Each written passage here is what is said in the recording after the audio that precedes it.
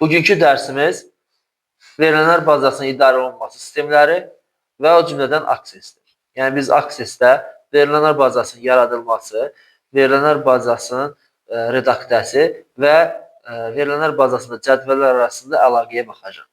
İlk öncə onu deyək ki, verilənlər bazasının idarə edilmə sistemləri nədir? Biz verilənlər bazası ilə işləyən zaman verilənlərin axtarılması, sürəti və keyfiyyəti əsas önəm daşıyır. Və bu işdə bizə köməklik edir verilənlər bazasının idarə edilmə sistemləri. Çünki biz demişdik ki, verilənlər bazasının yaradılmasının iki üsulu var idi. Bir, xüsusi proqramlaşdırma vasitələrinin köməyi ilə bu zaman verilənlər bazasının yaradılması və o verilənlərlə doldurulması proqramlaşdırma vasitələri köməyi ilə aparılır. Yəni ki, hər hansı bir proqramçı verilənlər bazasını həm yaradır, həm də onun için informasiya ilə doldurur. Daha sonra verilənlər bazası idarə edilmə sistemləri tipli proqramlar ortaya çıxdı. Yəni bu proqram, tətbiqi proqram kateqoriyası yarandı, VBIS kateqoriyası. Və bundan sonra artıq proqramlaşdırma bacarığı olmayan şəxslər belə verilənlər bazasını yarada və onu redaktə edə bildi.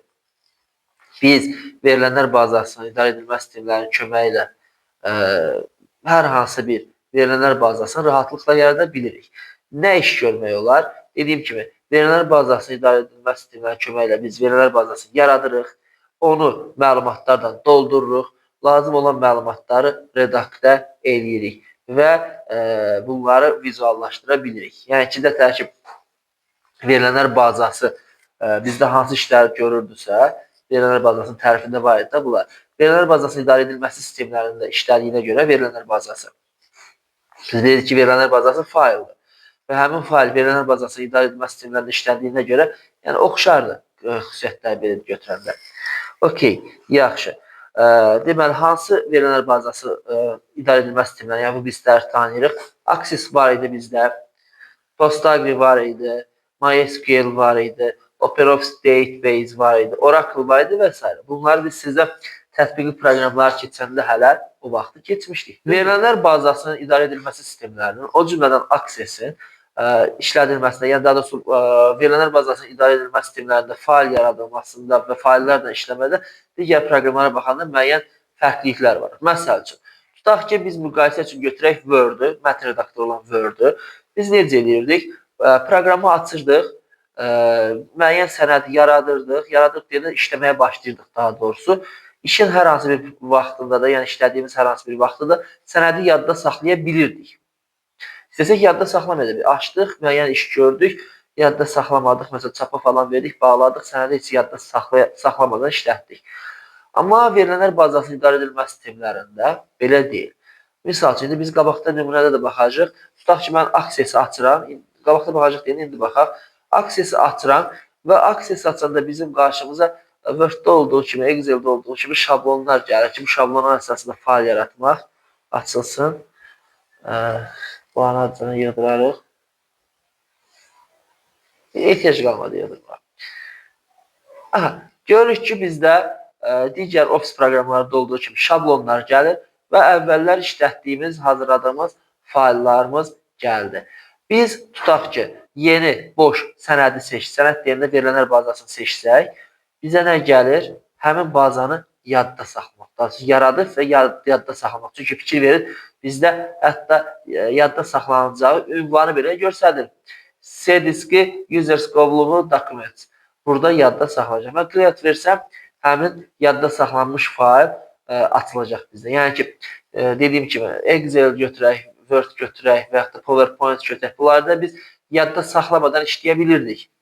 Yadınızdadır, Ctrl-X-də deyirdim ki, işləmir, F12-yə keçir birbaşa, yəni save-əzə keçir. Amma burada elə bir şey yoxdur. Burada yadda saxlayırıq, sonra açırıq. Access-in özünün müəyyən üstünlükləri var, fərqlilikləri var digər cədvəllərdən. Məsələn, birincisi ondan ibarətdir ki, Access-də biz milyonlardan yazı saxlaya bilərik və bu yazılar üzərində sürətli əməliyyatlar yerinə yetirə bilərik. Məsələn, hansısa bir lazım olan axtarılmasıdır, yeni yadda saxlanmasıdır, formatlanmasıdır və s. Bu bir. İkinci, Access-dəki, Access-də yaradılmış verilənlər bazasının üzərində eyni anda onlarca insan işləyə bilər. Yəni ki, biz həmin bunu yaratdığımız verilənlər bazası tutaq ki, şəbəkədə paylaşırıq. Öz aramızda işi bölmüşük də ki, kim hansı məlumatları əlavə edəcək, böyük bir verilənlər bazası yaradırıq. Həmin o verilənlər bazası şəbəkədə paylaşırıq və hər hansı kompüterdən girib eyni vaxtda müxtəlif məlumatları daxil eləyir. İndi biz bu məlumatların daxil edilməsi, məsələn, xaric edilməsi və s. sorğular, hesabatlar, bunlara baxacaq növbəti dərslərdə. Sadəcə belə deyək ki, məlumatları daxil eləyir. Sonra bizdə var idi, bir dənə belə çatışma xüsusiyyəti var idi ki, Access-də verilənlər bazasında, yəni cədvəldə, Access-in verilənlər bazasındakı cədvəllərdə birbaşa hesablama aparmaq olmur. Bunu biz sorğuların köməyi ilə eləyirdik. İndi gəlin baxaq. Biz yeni bir verilənlər bazası yaratmaqdansa, əvvəlcədən hazırladığım mənim verilənlər bazası var. Bunun üzərində vaxtı qənaət məqsədi ilə işləyəcək. Çünki belə deyək, bir də yenisini yarat, strukturlaşdır falan uzun çəkir. Açdıq. Sol tərəfdə bizdə əvvəlcədən yaratdığım cədvəllər var. Gəlin biz yeni cədvəl yaratmağa baxaq. Hər hansı bir cədvəl yaradırıq. Məsələn, yeni cədvəl yaratdıq. Table olaraq fikir versin, açıldı. Və biz cədvələ iki rejimdə baxa bilirik. View-dan açırıq, baxış rejimi. İki cürdür. Date sheet view var. Burada cədvəlləri doldurmaq üçün istifadə olunur. Hazırda gördüyünüz date sheet view-dur. Boş görsənir. Çünki belə deyək. Heç doldurmamış, yazmamışıq da. Bir də bizdə design view var. Design view-dan biz cədvəlin strukturunu yaradırıq. Yəni cədvəlin sahə başlıqlarını verə bilərik, sahələrin tiplərini verə bilərik. Açırıq, cədvələ gəlin ad qoyaq. Məsəl üçün olsun abituriyentlər cədvəli. Abituriyentlər. Okey, abituriyent cədvəli var, ona uyğun abituriyentlər cədvəli yaratdım. Və bizə gəlir cədvəlin strukturunun yaradılması. İlk olaraq bizdə ID gəlir. ID əvəzində mən yaza bilərəm sıra nömrəsi, misal üçün bu şəkildə. Və tip olaraq avtonumbədir. Standart budur, dəyişə bilərik. Vurub buradan açsaq, biz görək ki, bizdə müxtəlif variantlar var. Short text var. Bəzi mənbələrdə sadəcə text olaraq göstərilir. Short text uzunluğu 256 simvola qədər olan mətnlərdir. Yəni, sən oraya hansısa bir mətn sahəsi daxil eləyəşsənsə, short text seçə bilərsən. Hansı ki, o mətnin uzunluğu 256 simvoldan az olacaq. Long text bəzi mənbələrdə memo olaraq göstərilir. Çünki bu text memo, short text, long text və yaxud da text memo bu versiyadan asılıdır. Əvvəlki versiyalarda bizdə text və memo idi. Nədir bu? Deməli, 256 simvoldan çox olan, uzunluğu 256 simvoldan çox olan mətnlərə aid. Yəni ki, sən uzun bir mətn daxil edərsənsə, o zaman biz long text seçirik. Sonra bizdə var, number var. Number nədir? Adına göstərən kimi ədəd, böyük ədədlər var, tarix var. Tarix və zaman geniş formada, yəni ki, bizdə short date, long date var idi. Yadınıza gəlir mi şeydə, Excel-də? Onu kimi. Currency bizdə maliyyədir, puldur. Avtonumber. Avtonumber nədir? Və standart olaraq burada birinci bizdə avtonumber idi, fikir verdiyiniz kimi. Avtonumber nədir? Ədəddir, amma ardıcıl avtomatik yerləşdirilir. Yəni ki, digərlərini qoysan, tutaq ki, number qoy, nə bilim, short text qoy, özün yanaşsan. Avtonumber amma sən yazdıqca özü avtomatik təyin olunur. Avtonumberi sən dəyişdirə bilirsən. Yazdıqca avtomatik təyin olunur. Aydındır? Yes, no da bizdə seçim olur. Məsəl üçün, yes, no ola bilər. Bəli, xeyr yaza bilərsən. İştirak edib, iştirak etməyib. Aysa, məntiqi tipdir. Ole obyektdə biz obyektlər yerləşdiririk. Hyperlinkdə adına göstərdiyi kimi link yerləşdirə bilərik. Attachmentdə bizdə qoşma fayllar əlavə olur. Yəni ki, tutaq ki, sən hazırladığın bir neçə sənəd var, kopyaları var, PDF-ləri var, nəmdəyin var. Əlavə eləmək istəyirsənsə, birdən çox fayl əlavə eləmək istəyirsənsə, tip olaraq nə seçərsən? Attachment seçərsən. Okey. Bəs bizdə başqa nələrimiz var? Description var sağ tərəfdə. Description, İngiliscəsində problem var. Biz hər hansı bir izah əlavə etmək istəyiriksə, məsəl tutaq ki, sıra nömrəsindən sonra bizdə gəlir ad ad olsun. Və bura short text seçilir öz avtomatik. Soyad seçildi. Hansısa bir şey əlavə edək. Məsələn, yazaq ixtisas kodu. Buradan biz seçəcəyik artıq ixtisas kodu rəqəmlə isə number seçirik. Və qabağından qeyd ola bilər ki, qəbul olduğu ixtisasın kodu. İzah olaraq yazın. Yəni, istədiyini yaza bilərsən. Və bizdə hər hansı bir sahəni seçiriksə, onun, məsələn, ixtisas kodu sahəsinin tipi nə oldu? Number oldu da, düzdür? Yadınızdadır, biz demişdik ki, verilənlər bazasında biz bir xanaya yox, sahəyə verilən tipi təyin edirik, düzdürmü? Yəni ki, hər hansı bir sahənin tipini əvvəlcədən müəyyənləşdik və budur. İndi mən qayıdıb tutaq ki, datasheet view-ya keçsəm, gördünüz, ad, soyad, ixtisas kodu. Okey, ad nə idi bizdə? Short text idi da. Məsəl üçün yazıram, Əhməd yazaq. Əhməd.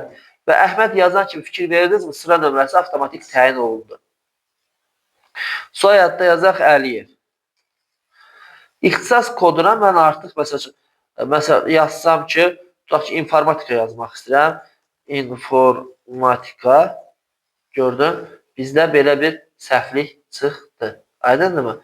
Çünki ixtisas kodu tipi nə idi bizdə? Ədəd idi də, düzdür? Ədəd tipi idi. Hər hansı bir ədəd yaza bilərik. Okey, yaxşı. Bəs bizdə ayrı nələr var burada baxmaq istəsək? Bizdə burada iki cür işarə görürük də. Bir, bizdə qələm şəklidir. Nə qədər aydın görsənildi orada bilmirəm. Qələm şəklidir. Bir də bizdə nə şəklindədir? Ulduz şəklində. Qələm şəkli onu göstərir ki, bu hazırda redaktə olunan yazıdır. Aydındır? Hazırda redaktə olunan yazı. Ulduz şəkli onu göstərir ki, bu yeni yazıdır. Yəni onun qarşısına yazsa, bizdə yeni yazı olacaq. Qayıdırıq biz design view-ya bir şey də göstərdim ki, biz məsələn burada number seçmişik.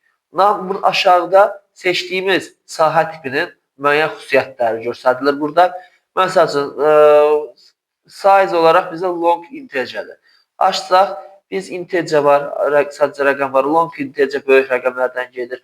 Məsəl üçün, desimal seçə bilərik və hansı birini istəsək seçə bilərik. Həmçinin biz text olarsa, məsəl üçün, textdə file size neçə simvol olduğunu da təyin edə bilərik.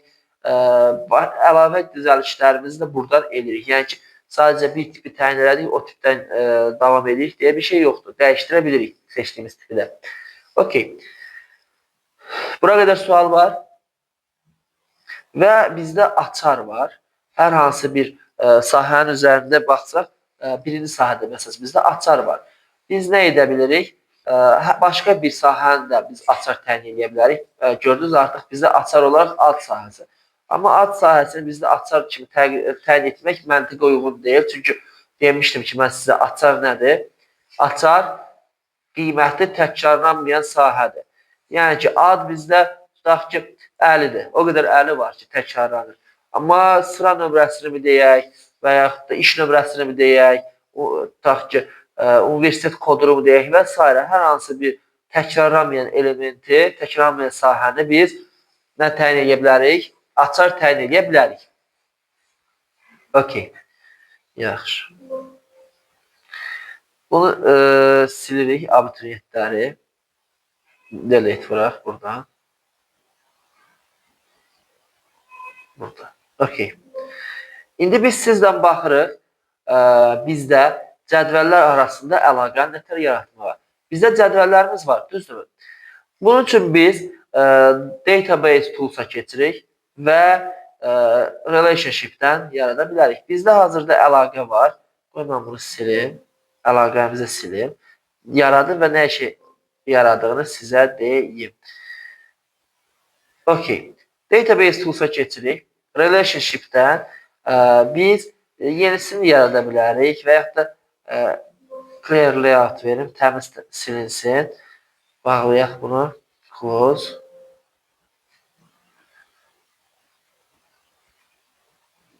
Add tables. Vurduq. Bizdə sağ tərəfdə, mən dəvəcə yaratmışdım, yəni gəlməmişdi belə bu şəkildə. Amma sizdə əlaqə yoxdursa, açanda birbaşa bu gələcək. Biz bunları seçirik. Hamısını seçdik. Bizə hamısı lazımdır. Add selected tables. Və bunları ancaq yeni dəyişdirək ki, bizdə uyğun görsənsin. Deməli, nə var bizdə? Yaratdığımız cədvəlin sahə başlıqlarını görürük. Düzdürmü? Yadımıza salaq. Ali məktəbin kodu bizdə nə idi? Avtonamba idi da, tip olaraq avtonamba kimi götürmüşük. Və bizdə ixtisasın kodu da avtonambadır. Yəni bunlar avto da olsa namba tipindədir da. Nə qarırıq? Məktəbin kodunu gətiririk, abituriyent cədvəlində ali məktəbin kodu var. Onun üstünə çəkdik, buraxdıq. Belə bir pəncərə açılır, dialog pəncərəsi. Burada biz uyğun əmrləri yerinə yetiririk, işarələyirik. Məsələn, cascade, update, related fields bizdə nədir? Əsas cədvəldə dəyişiklik eləyirsənsə, əlaqələnmiş cədvəldə də həmin dəyişikliyi göstərir. Və yaxud da cascade, delete, related records bizdə nədir? Sildiyin yazıları avtomatik olaraq digər cədvəldə də qeyd edir. Create vursaq, bizdə gördüyümüz kimi birin çoxa əlaqəsi yarandı. Çünki bizdə ali məktəbin kodu bir dənə olacaq. Bir koda, məsələn, universitet tutaq götürək, Bakı Dövlət Universiteti misal üçün. Bakı Dövlət Universitetinə bir çox tələbə qəbul olur, düzdürmü? Tələbələrin qabağında hansı ali məktəbə qəbul olduğunu göstərmək üçün ali məktəb kodunda bir çox tələbədə bir universitet olacaq. Yəni, bir tələbə bir neçə universitetə qəbul olmur. Ona görə də bizdə birin çoxa əlaqəsidir. Və yaxud da digər tərəfdə ixtisas kodunu da gətirib biz əlavə eləyə bilərik nəyə? Həmin burada eyni ixtisas koduna. İndi burada belə bir məsələ var. Biz burada sahələri birləşdirdik, düzdürmü? Birləşdirdiyimiz sahənin adının eyni olması vacib deyil. Amma eyni olsa yaxşıdır ki, sonradan bizdə çaşqınlıq yaratmasın. Məsələn, birində ixtisas kodusa, bizdə də ixtisas kodu olsa yaxşı olar. Vacibdir demirəm. İxtisas koduna başqa bir şey yaza bilərsən ad olaraq. Vacib olan bizdə tiplərin uyğun olmasıdır. Yəni, səndə ixtisas kodu avtonamba idi. Sən tələbənin, abituriyentin qarşısında, yəni abituriyent cədvəlində də hansı ki, əlaqələndirəşsən, namba seçməlisən. Yəni, sən tutaq ki, orada date seçsən, currency seçsən, time seçsən, text seçsən, bizdə short text seçsən də, yəni textini. Bizdə uyğun gəlməyəcək. Aydınmı? Tipi uyğun gəlməlidir. Adı uyğun gəlməsi vacib deyil, amma olsa yaxşıdır ki, çaşqınlıq salmasın. Amma tipi mütləq uyğun gəlməlidir. Sən short text seçibsənsə, məsələn, bizdə fin koddursa, tələbənin fini yazmışıq, tutaq ki, orada fin short text olacaqdır, çünki rəqəm hərf qarşılığıdır. Digərində də bizdə short text olmalıdır artıq. Aydındır? Okey. Biz yadda saxladıq, bağladıq. İndi bizdə nə var? Deyirsiniz ki, bu cədvəli biz niyə əlaqələndirdik? Nəyimizə lazım idi? Düzdürmü? Gəlirik ali məktəblərə. Açdıq ali məktəbləri. Biz bir dənə universitet əlavə edirik də. Məsəl üçün, universitet olsun bizdə ADNSU. ADNSU. Düzdürmü? Cədvələ biz əlavə eləyəndə gördük ki, burada nə var? Bir dənə bizdə üstəgələ işarəsi əmələ gəldi. Üstəgələ işarəsini açanda fikir verin, abituriyentlər açıldı. Abituriyentlər cədvəli açıldı. Qoy mən abituriyentləri bu tərəfdə açım. Görürsünüz, abituriyentlərdə bizdə müxtəlif adlar qeyd olunur, tələbələr. Neçə nəfərdir? 1, 2, 3, 4 nəfərdir də cəmi. Gəlirik, bir nəfəri yazırıq. Məsəl üçün, iş nömrəsi olsun, hər hansı bir ədəd. Soyadı olsun, Quliyev, məsəl üçün, Anar. Düzdürmü? Keçdik başqasına. Artıq biz gəlib refresh vursaq, Quliyev Anar gəldi, düşdü. Aydındır? Və yaxud da gedək başqasını əlavə edirik. Məsəl üçün, iş nömrəsi olsun hansısa biri. Yenə də gəlik, Vəliyev olsun. Xalid. Okey. Yeni yazıya keçəndə hər yazının redaktə bitəndən sonra avtomatik yadda saxlanır. Yəni hər bir yazının redaktəsindən sonra sənəd avtomatik yadda saxlanılır. Verilənlər bazası avtomatik yadda saxlanılır. Fikir verdik, bax gəldik burada refresh versək bizdə Xalid gəldi, düşdü bura. Aydındır?